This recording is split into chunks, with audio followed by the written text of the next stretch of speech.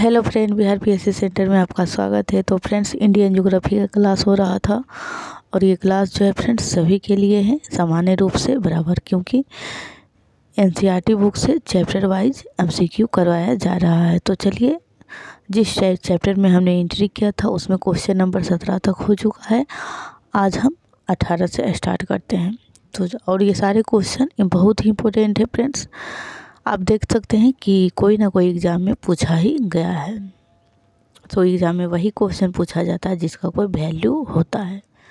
तो चलिए, question number 18, यदि किसी स्थान का स्थानीय मानक समय ग्रीनविच समय से 12 घंटे आगे है तो वह स्थान कहाँ पर स्थित होगा। मानक समय जो है फ्रेंड्स वो है 180 डिग्री होता है अंतर्राष्ट्रीय स्तर पर। और इसमें ये क्वेश्चन नहीं है, क्वेश्चन ये है कि 12 घंटा अगर आगे हो, जैसे कि मैं मैप बना के आपको समझाऊं तो मैं यहाँ पे बताती हूँ। मान लीजिए ये ग्लोब है और अंतर्राष्ट्रीय जो मानक रेखा होता है वो यहाँ 180 डिग्री से गुजरती है। और अगर आप पूर्व की ओर आएंगे तो जो दिन होता है यानी बढ़ता है और इधर माइनस होता है, टाइम समय घटता है। तो पूछा जा रहा है अगर यहाँ पे 12 बज रहा हो तो आगे स्थान कहाँ स्थित होगा। तो 180 डिग्री के बाद, यानी कि 1 घंटा में 15 डिग्री चला जाता है। तो यहाँ पे 12 घंटा बोल रहा है फ्रेंड्स, तो आप गुना कर लीजिएगा। चलते हैं नेक्स्ट क्वेश्चन नंबर 19, ग्रीनविच पर समय मध्याह्न 12 बजे है और 50 पूर्वी देशांतर पर स्थित जो है एक स्थान पर क्या समय होगा। यानी कि ग्रीनविच जो रेखा है वहाँ पे 12 बज रहा है और आप पूर्वी देशांतर आ रहे हैं तो उस स्थान पर समय क्या होगा। तो इसका जो राइट आंसर हो जाएगा 3:20। चलते हैं नेक्स्ट।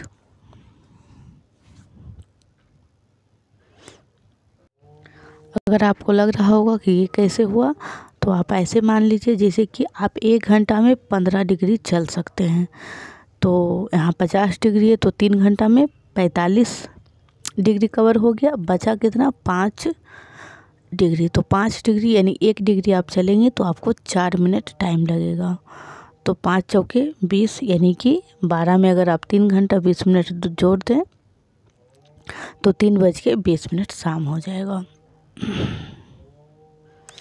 चलते हैं नेक्स्ट क्वेश्चन नंबर 20, यदि दो स्थानों के बीच समय में अंतर 2 घंटे 20 मिनट है तो देशांतर पर अंतर कितना होगा। तो 2 घंटे में 30 डिग्री हो जाएगा फ्रेंड्स और 20 मिनट का हो जाएगा कितना, आप 4 से मल्टीप्लाई कर लें, यानी कि 35 डिग्री टोटल हो जाएगा अंतर। नेक्स्ट क्वेश्चन नंबर 21, अंतर्राष्ट्रीय तिथि रेखा बिल्कुल सीधी नहीं है, क्योंकि इसका कारण है कि जैसे कि मान लीजिए एक देश है तो उसको काट करके नहीं जा सकता है रेखा, क्योंकि ऐसा इसलिए नहीं किया जा सकता है क्योंकि दोनों जगह एक ही देश है लेकिन दोनों जगह का टाइम जो है अलग अलग हो जाएगा।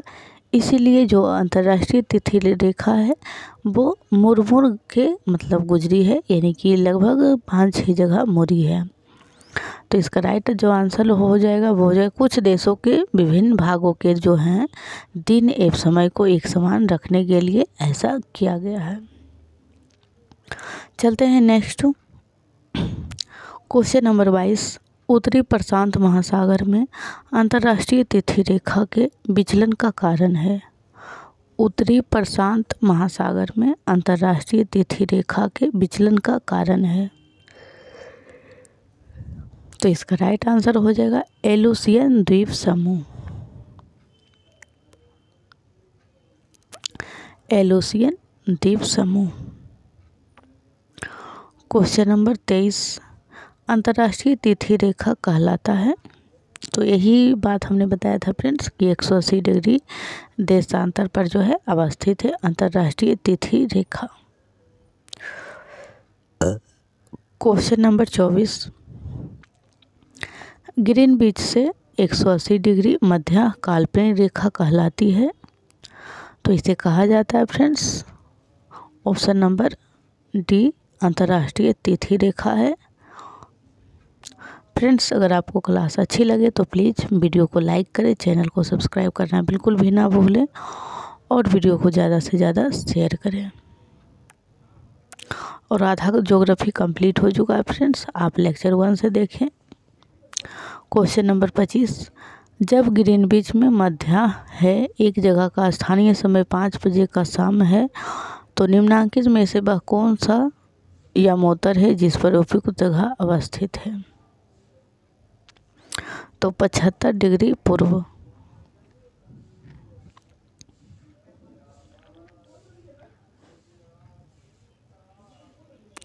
क्वेश्चन नंबर 26, काहिरा का समय ग्रीनविच से 2 घंटा आगे है, अतः ये स्थित है। तो 30 डिग्री पूर्वी देशांतर पर।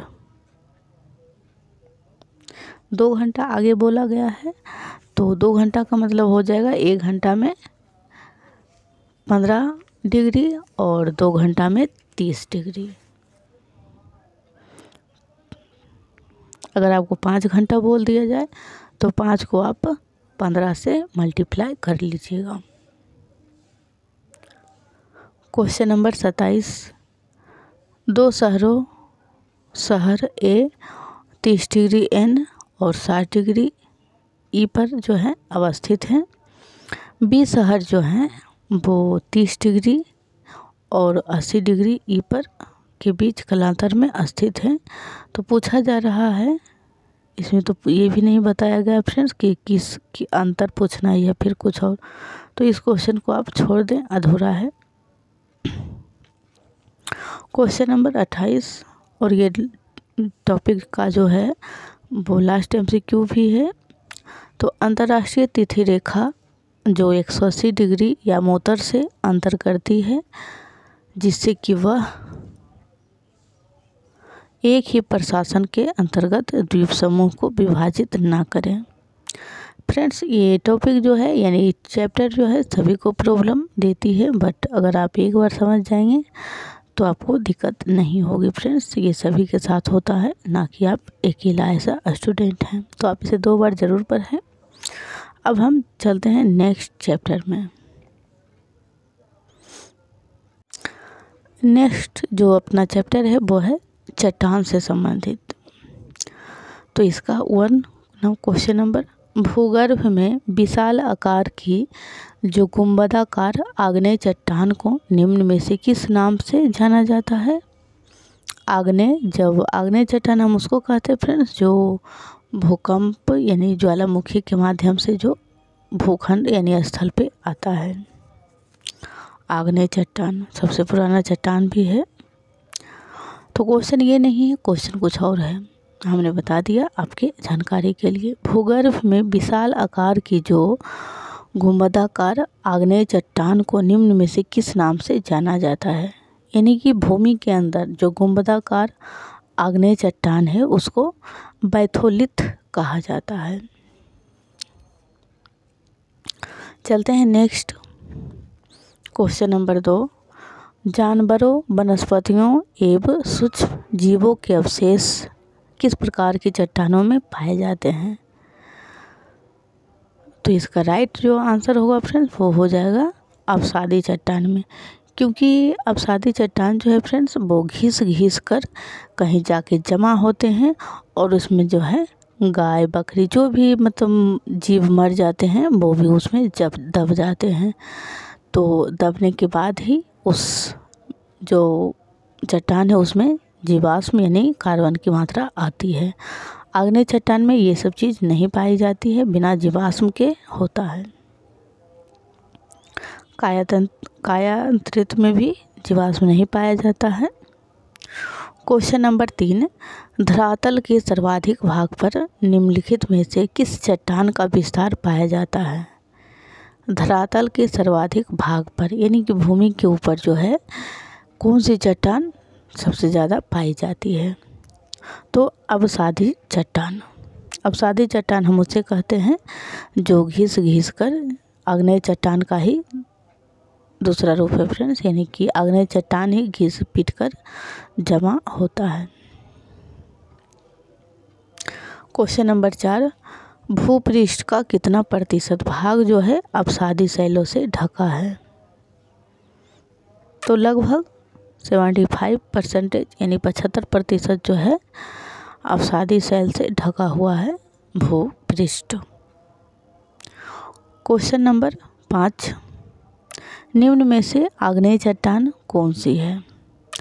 तो इस क्वेश्चन का आंसर देने से पहले फ्रेंड्स आप लोग वीडियो को लाइक करें, चैनल को सब्सक्राइब कर लें और वीडियो को ज़्यादा से ज़्यादा शेयर करें। और आपको क्लास कैसी लगी आप लोग कमेंट ज़रूर करिएगा। और फ्रेंड्स इसी टाइप से हिस्ट्री अपने प्राचीन भारत का इतिहास हो रहा है तो आप उस लेक्चर को भी ज़रूर देखें। तो इस क्वेश्चन का जो राइट आंसर हो जाएगा वो हो जाएगा ग्रेनाइट। आग्नेय चट्टान कौन सी है? तो ग्रेनाइट जो है आग्नेय चट्टान है। लाइमस्टोन, स्लेट, क्वार्टजाइट ये सब जो है फ्रेंड्स ये रूपांतरित कायांतरित चट्टानें हैं। तो फ्रेंड्स आज के लिए हम इतना ही रहने देते हैं, कल हम नेक्स्ट कंटिन्यू नंबर 6 से करेंगे।